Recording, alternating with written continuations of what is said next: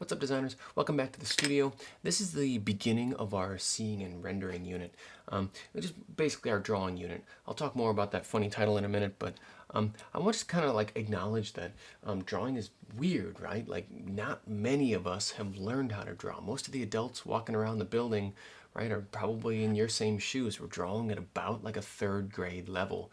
And that kind of sets us up for like a lot of strange beliefs about drawing and what it is and what it isn't and how it works and who's good at it and who's not good at it.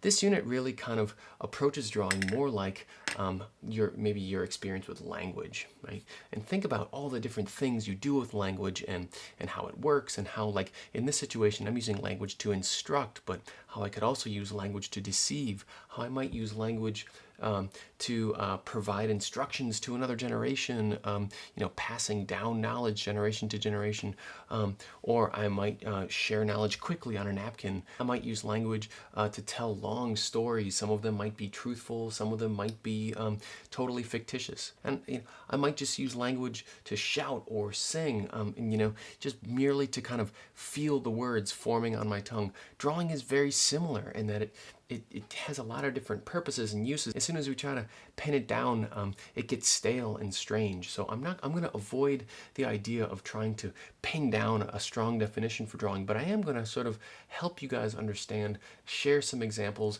and maybe complicate some of your preconceptions about what drawing is and what good drawing looks like, and how you might use drawing in your day-to-day life. The way that I think language and drawing share maybe the most powerful connection is the way in which we use it to make sense of the world.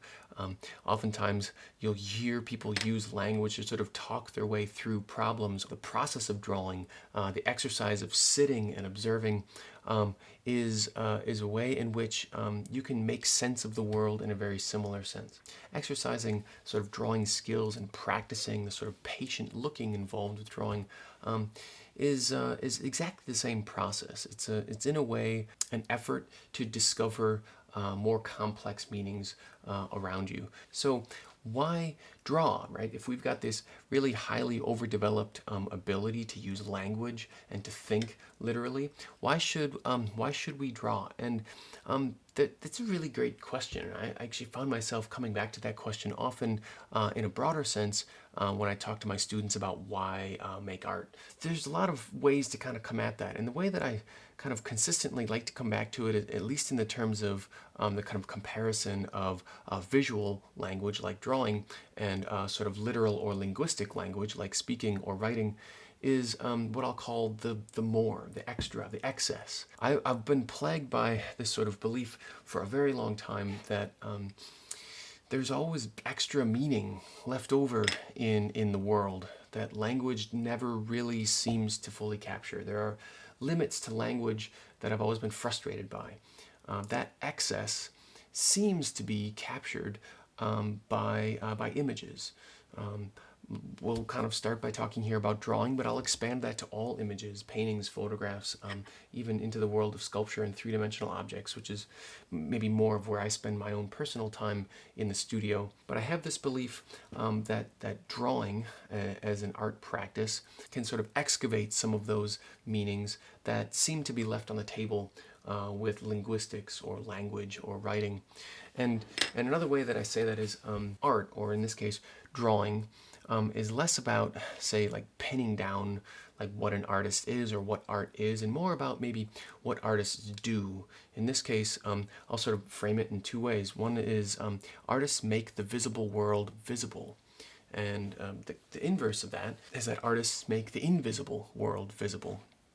And so maybe I'll take the easier of the two of those first, right? We'll talk about the visible, the perceivable world.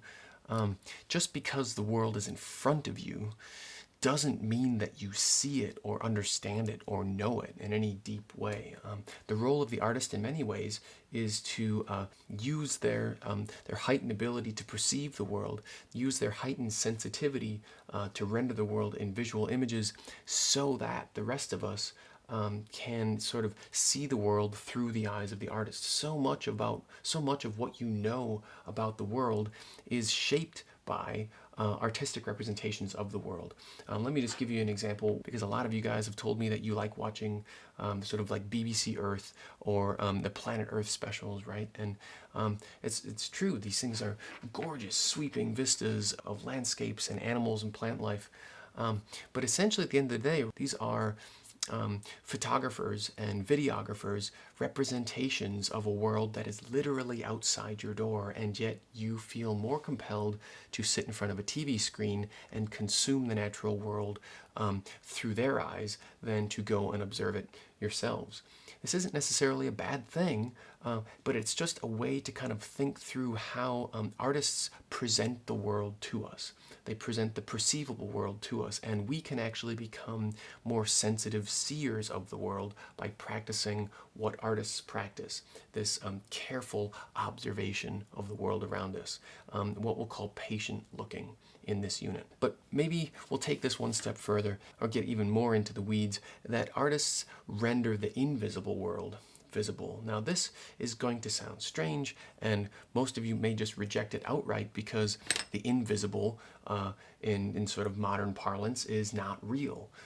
If you cannot perceive a thing, it doesn't exist. This is probably one of the most profound gifts that sort of Western modernism has given to the world, is this idea that the real world exists as exclusively as the perceivable world. But pre-modern humans had absolutely no problem accepting, and in fact, they probably had a tendency to believe that the real world, or the world, was much more porous and much blurrier and full of things like spirits and demons and forces and powers. Now, it's one thing to sort of think about this in purely kind of black and white terms, in terms of like good and evil, angels and demons, that kind of stuff. But we have kind of glimmers and vestiges of this same kind of thinking today. I mean, what is, say, love, right? Like, can I see it? Can I perceive it? Can I manipulate it? And yet it governs so much of sort of how we move through the world, and what music we listen to, and who we maybe will spend the rest of our lives with, or maybe in your guys' case, right, who you might be spending the weekend with. This idea that this intangible thing that does not exist, that is totally invisible, governs so much of our day-to-day lives, and it is a very real presence. That is really a gift that artists give to us, right? Is that they deeply perceive the invisible world and represent that to us, in order that we may kind of perceive the invisible world and move through the invisible world with sort of more sophistication and more sensitivity. So let me actually put some of this on the ground for you, and give you some examples of, what I'm talking about. And these are going to be, just little nitpicked things from throughout art history. If we go all the way back to sort of what we'll call prehistoric or early human drawings, there are a lot of really great examples at sites all around the world, at archaeological sites or arc sites, of these early drawings. But some of the like total rock stars, the superstars, would be the cave systems in Scapes, France. Now these cave systems were only recently discovered, 1994 or so. I actually remember as a kid hearing about it when I was in grade school, right, that these amazing caves were discovered, and they're rewriting art history because of what was found sort of scratched into the walls and drawn onto the walls, using some of the same basic drawing materials that we'll have access to: charcoal, red ochres, just things that they found around. And they've been pristinely preserved because of a rock collapse that basically sealed off the cave. Now, in these drawings, you're seeing what seem to appear to be representations of animals, somewhat realistic representations, and maybe at first glance they seem kind of simplistic, but to the artist's eye, right, very sophisticated representations of space and scale and arrangement and movement, and what the artist might call gesture, the sort of free-flowing movement of an animal. They're not rigid. So in one sense, you could make the argument that whoever made these drawings climbed down into a cave, carried a light way back into the cave, carried their drawing materials, and maybe just engaged in some sort of graffiti, like "I was here" kind of thing. But keep that reality in mind, that for most humans throughout human history, only until fairly recently, humans were deeply aware of an unobserved reality. They very likely were observing animals and maybe attempting to reproduce those animals in pictorial form, but they're also intertwining the invisible realities of what sort of powers and forces were active in this space. The idea that we could go back and look at these drawings and carefully examine them is a useful tool that artists, even to this day, will go back and look at them. I even think, for example, like this book, Alexander Calder, right, is a 20th century sculptor, minimalist sculptor. When I came across this book, I was really surprised, right, because even somebody who sort of made a name for himself sculpting these highly simplistic, formal objects, has also a history of carefully drawing and observing animals in their spaces. There must be something to this exercise of carefully looking, patiently looking and observing animals and learning to quickly draw them in gesture that activated artistic ideas in his mind. Now, a real study. There are also really great examples of how the artist Pablo Picasso would use drawing as a sort of abstracting force, right? He saw it as a really excellent way to not only abstract visuals, but to abstract thought. He has an excellent series of lithographs. Lithographs is a printmaking process that's very intimately connected with drawing, of different drawings of a bull, where he deliberately kind of moves from what we'll call representational drawing to sort of fantastical or metaphorical drawing to simplistic, highly abstracted drawing. Now, a real masterclass in the sort of study of visual language, or maybe just the sort of evidence of an intensely curious mind, would be the sort of Italian Renaissance artist Leonardo da Vinci's sketchbooks. Now, everything from what you might call structural science, what you might call architectural or CAD drawings, to armaments and weaponry designs, to the sort of study of naturalistic objects with the hope that maybe someday the technology would exist to assemble and invent these things. So he's designing an object for the future. He's also making very close observations and trying to represent the human body for the purposes of medical science, and carefully making simplistic abstractions of the world in order to learn more deeply about them. This idea, I think, is really crucial to understand, and it is the kind of process I'll talk about when we approach drawing. This is one of Da Vinci's more famous illustrations, and it has a couple of different names, but the one that I really like the most would be the Cosmografia del Mondo, which is the sort of the microcosm, the idea that if you study one thing, the entire universe opens up to you.